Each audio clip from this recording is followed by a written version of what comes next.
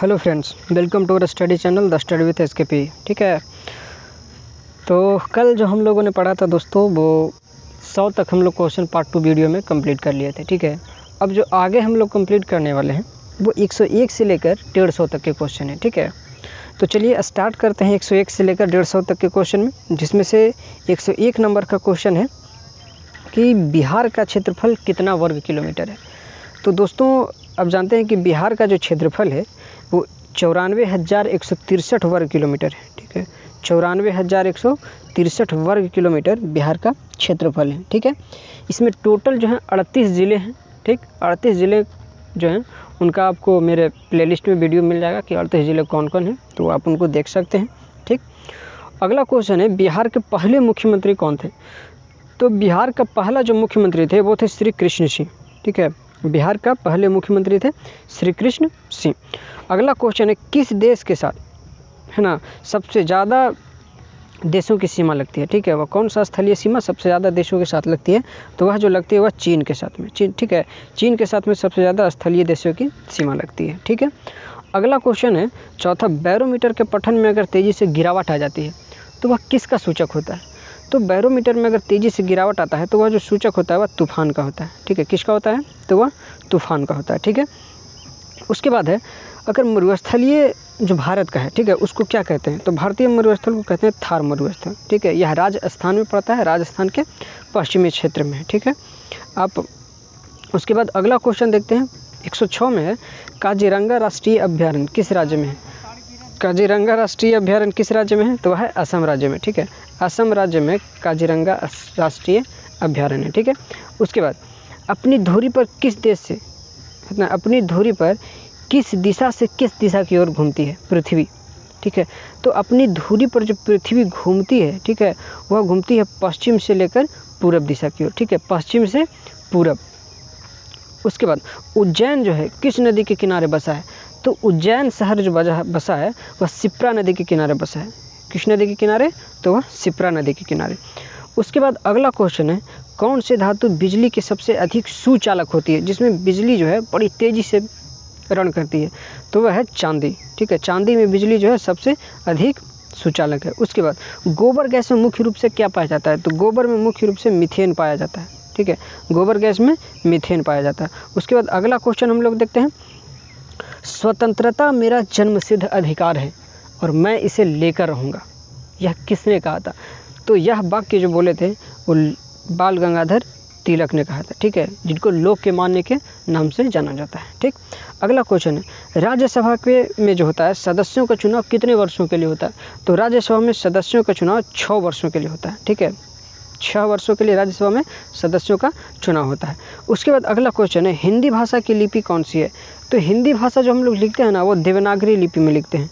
ठीक है, कौन सी लिपि में, तो वह देवनागरी लिपि में। ठीक है, उसके बाद अगला क्वेश्चन है, हमारी आकाश गंगा का नाम क्या है, तो हमारी जो आकाश गंगा है उसका नाम है दुग्ध मेखला। ठीक है, या मिल्की वे, दुग्ध मेखला या मिल्की वे। अगला, हिंदी भाषा का पहला समाचार पत्र कौन था, तो अगला प्रश्न जो है, हिंदी भाषा का पहला समाचार पत्र था उदंत मार्तंड। ठीक है, उदंत मार्तंड इसका नाम था। ठीक है, उसके बाद अगला क्वेश्चन हम लोग देखते हैं।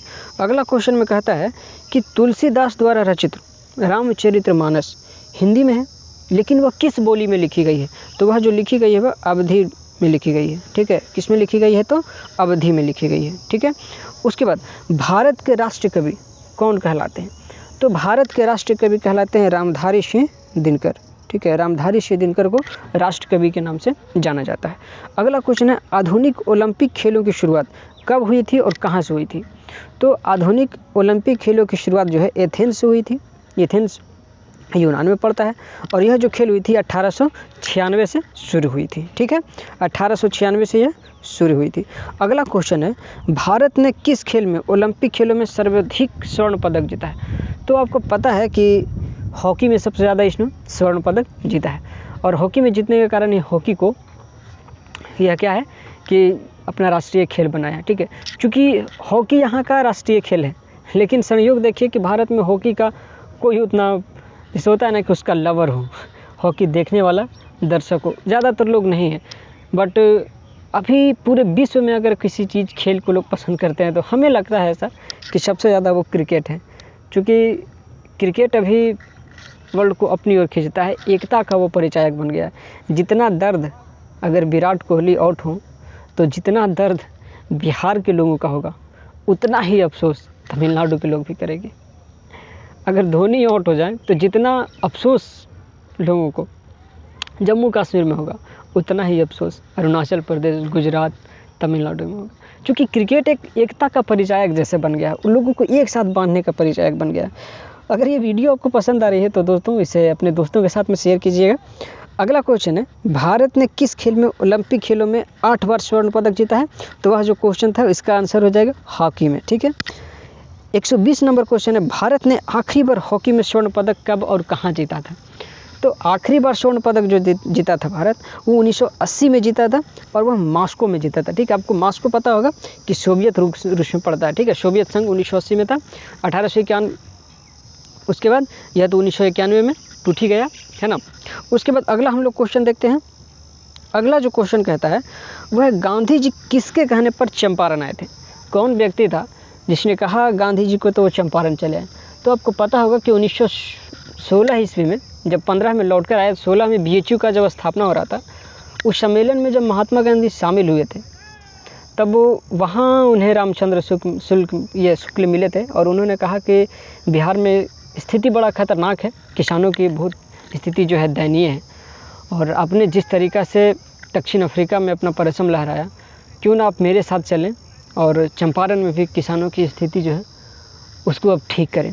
तो इसको ले कहने पर महात्मा गांधी जो है वो चंपारण आया था और चंपारण में ही महात्मा गांधी ने पहली बार सत्याग्रह किया था, चंपारण सत्याग्रह। ठीक है, जिसे नील आंदोलन भी कहते हैं। अगला क्वेश्चन है, अंतर्राष्ट्रीय ओलंपिक समिति का मुख्यालय कहाँ स्थित है? तो इसका जो मुख्यालय है वो लुसान में है, स्विट्ज़रलैंड में। ठीक है, स्विट्ज़रलैंड में इसका मुख्यालय स्थित है। ठीक, अगला क्वेश्चन है, सन 2012 में ओलंपिक खेल कहाँ हुआ था? तो 2012 में जो ओलंपिक खेल हुआ था ना वो लंदन में हुआ था। ठीक है, वह लंदन में हुआ था। अगला, ओलंपिक खेल में जो ध्वज होता है, उसका झंडा होता है, उसका कितना गोला होता है उसमें? ठीक है, तो उसमें जो गोला होता है वह 5 गोला होता है। ठीक है, 5 जो गोला होते हैं उसमें झंडा में उसका होते हैं। अगला क्वेश्चन है, एक ओलंपिक में सर्वाधिक स्वर्ण पदक जीतने वाले खिलाड़ी का नाम क्या है? ओलंपिक में सबसे ज़्यादा स्वर्ण पदक किसने जीता है? तो उसने जीता है माइकल फेल्प्स ने। ठीक है, माइकल फेल्प्स ने सबसे ज़्यादा यहाँ पे स्वर्ण पदक जीता है, इन्होंने अपने नाम किया है। ठीक है, अगला क्वेश्चन हम लोग देखते हैं।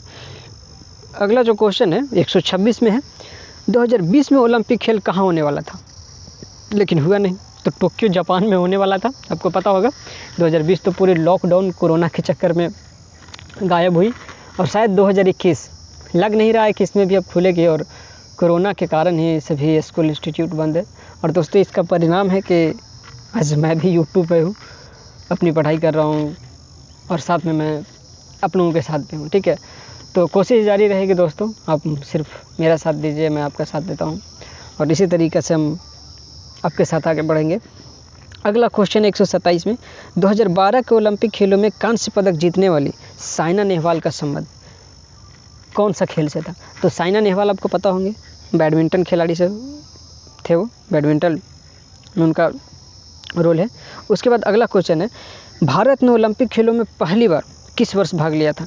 तो भारत जो पहली बार ओलंपिक में भाग लिया था 1920 में लिया था, ग्रीष्मकालीन खेल में। ठीक है, उसके बाद शीतकालीन में वो बाद में गया, उसके बारे में फिर कभी चर्चा करेंगे। अगला क्वेश्चन है, ओलंपिक खेल में पदक जीतने वाली पहली भारतीय महिला खिलाड़ी कौन है? तो वह जो है कर्णम मल्लेश्वरी हैं। ठीक है, उनका नाम है कर्णम मल्लेश्वरी। यह बड़ी इंपॉर्टेंट क्वेश्चन है दोस्तों, आप इनको याद कीजिएगा। ठीक है, ओलंपिक खेलों में स्वर्ण पदक जीतने वाली प्रथम भारतीय महिला कौन थी? तो कर्णम मल्लेश्वरी थी। उसके बाद बैक टू द वेदास, यानी वेदों की ओर लौटो, यह किसने कहा था? तो यह महर्षि दयानंद सरस्वती ने कहा था। ठीक है, दयानंद सरस्वती ने कहा था, आर्य समाज की स्थापना इन्होंने की। ठीक, उसके बाद अगला क्वेश्चन हम लोग देखते हैं, प्रसिद्ध झंडा गीत झंडा ऊंचा रहे हमारा की रचना किसने किया था? तो झंडा ऊंचा रहे हमारा की रचना जो है श्यामलाल गुप्त पार्षद ने की थी। ठीक है, श्यामलाल पार्षद गुप्त ने इसकी रचना की थी। ठीक है, अगला क्वेश्चन है, पशुओं में मिल्क फीवर नामक एक बीमारी पाई जाती है। वो जो बीमारी होती है पशुओं में किसके कारण होती है?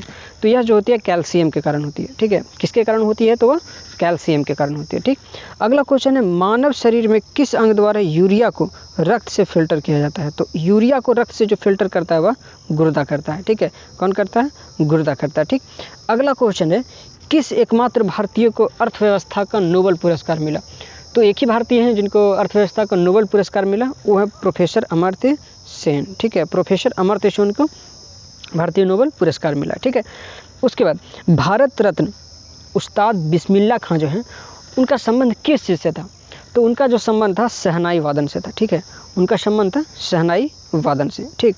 उसके बाद अगला क्वेश्चन हम लोग देखते हैं, भारत के अंतिम गवर्नर जनरल कौन थे? तो भारत के अंतिम गवर्नर जनरल तो हैं जो थे वो थे सी राजगोपालाचारी, ठीक है। आज़ाद भारत के प्रथम गवर्नर जनरल भी सी राजगोपालाचारी थे, ठीक है।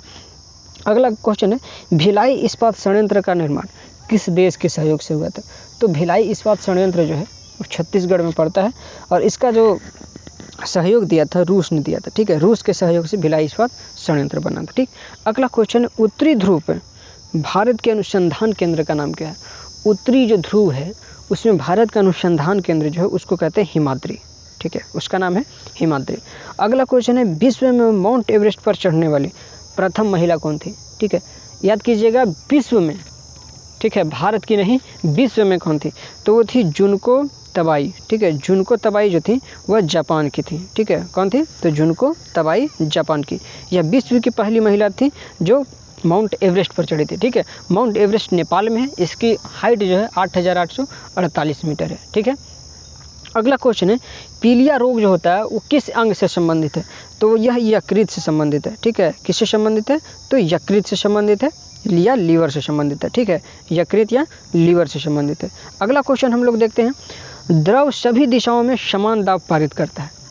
यह जो कथन है किस कथन पर आधारित है या किसका इससे संबंध है? तो यह पास्कल के नियम से संबंधित है, ठीक है। किसका संबंध है? तो पास्कल के नियम से। अगला क्वेश्चन, क्लोरोफिल किस खनिज का घटक है?